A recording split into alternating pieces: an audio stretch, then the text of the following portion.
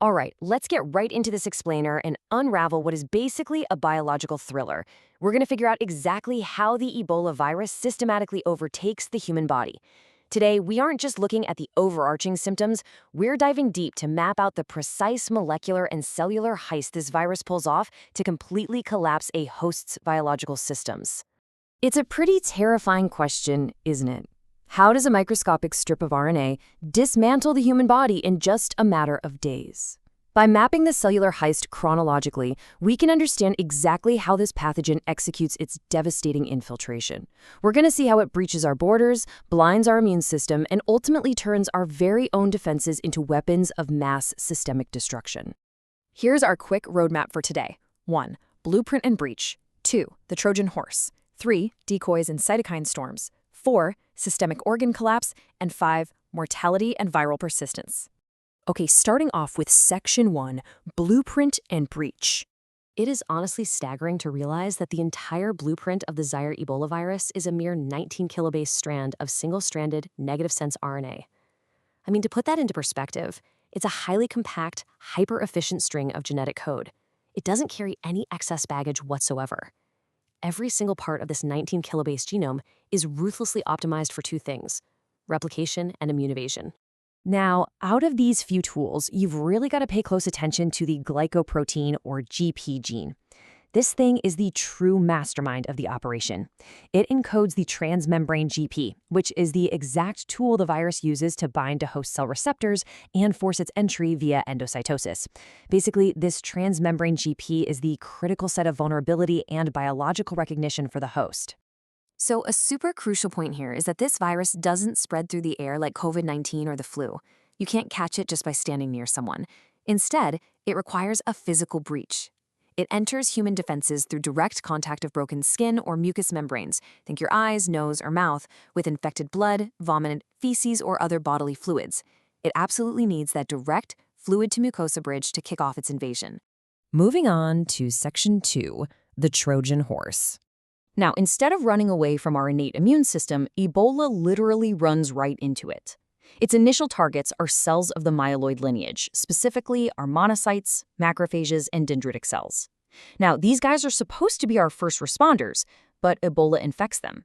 It antagonizes our type I interferon responses and completely paralyzes the maturation of dendritic cells, which effectively blinds the immune system's early warning network. Then, the virus uses these infected, hijacked cells as a literal Trojan horse, traveling silently inside them away from the initial breach, straight into the lymph nodes, the liver, and the spleen. And this stealthy cellular journey maps perfectly to the clinical timeline. Because the virus is traveling inside our own cells, totally blinding the alarms, it creates an incubation period that can last anywhere from 2 to 21 days. During this time, the patient actually feels completely fine. But once the virus reaches those major organs, the silent incubation ends and exponential logarithmic viral replication just takes off. And this brilliantly illustrates the massive clinical shift we see in patients. The early dry phase presents with super nonspecific symptoms, right? A fever, fatigue, muscle aches. The viral load in the blood is relatively low and shedding is minimal. But as replication explodes, the patient violently shifts into the wet phase. This is defined by severe gastrointestinal fluid loss, profound watery diarrhea, and projectile vomiting. The viral load in the blood peaks at absolutely massive levels, making the patient incredibly infectious and posing an extreme transmission risk to anyone caring for them. All right, Section 3, Decoys and Cytokine Storms. Remember that GP gene we talked about earlier? Well, as the virus replicates, it doesn't just make the transmembrane GP it needs to get into cells. It actively secretes massive amounts of a variant called soluble glycoprotein, or SGP. This SGP just floods the bloodstream. Think of it like a biological chaff flare. It acts as a decoy, binding up all the neutralizing antibodies our adaptive immune system is finally trying to produce. So our antibodies are busy attacking the decoy SGP, leaving the actual virulent virus completely untouched and free to multiply.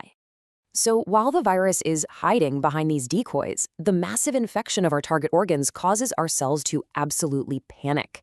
They release uncontrolled pathological levels of inflammatory signals, things like TNF-alpha and IL-6. This triggers a massive cytokine storm. This hyperinflammation is so severe that it literally destroys the structural integrity of the vascular endothelium. To put it simply, it tears apart the inner lining of the patient's blood vessels, which leads to massive microvascular fluid loss. And the chaos doesn't stop there.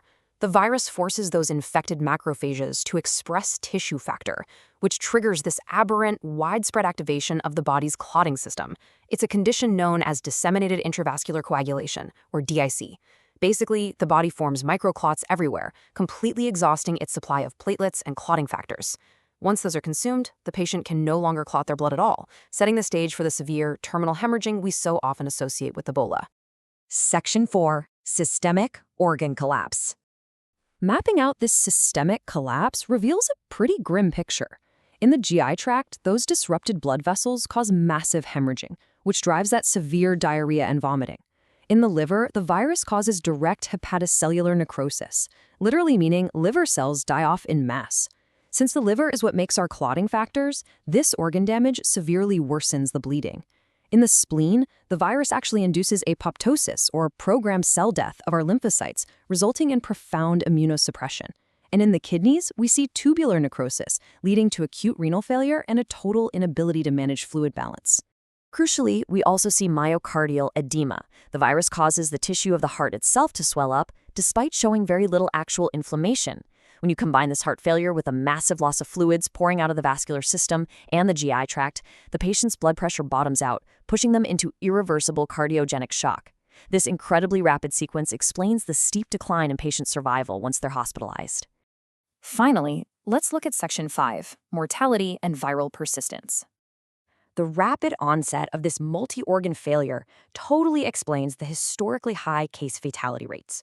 Across outbreaks, the average fatality rate is around 50%, though historically it has ranged anywhere from 25 up to 90%. But survival isn't just random. Clinical predictors of mortality include incredibly high viral loads at presentation, intense fever, severe vomiting, large volume diarrhea, and active bleeding. Basically, these markers indicate that the cytokine storm and DIC are already heavily underway. And the toll on pediatric populations is particularly devastating. Data from the massive 2013 to 2016 West African epidemic reveals an astonishing 89% case fatality rate among infants under 1 year of age. These youngest patients experience a much shorter and far more aggressive incubation period, moving from symptom onset to severe illness and death much, much faster than adults do. But perhaps one of the most insidious aspects of Ebola pathogenesis is what happens when a patient actually survives. As the World Health Organization notes, the virus can persist in immune-privileged sites. These are areas of the body shielded from the immune system, like the testicles, the inside of the eye, the central nervous system, and even breast milk or amniotic fluid. Transmission of the virus via semen has been documented up to 15 months post-recovery. This makes comprehensive survivor care programs and strict semen testing absolutely essential to prevent secondary flare-ups. Which leaves us with this final provocative thought. If a lethal virus can persist in the shadows of the human body, hiding in immune-privileged sanctuaries long after the clinical battle is won, when is the heist truly over? Understanding Ebola's pathogenesis means recognizing that surviving the initial biological invasion might just be the very beginning of the story. Keep asking questions and keep learning.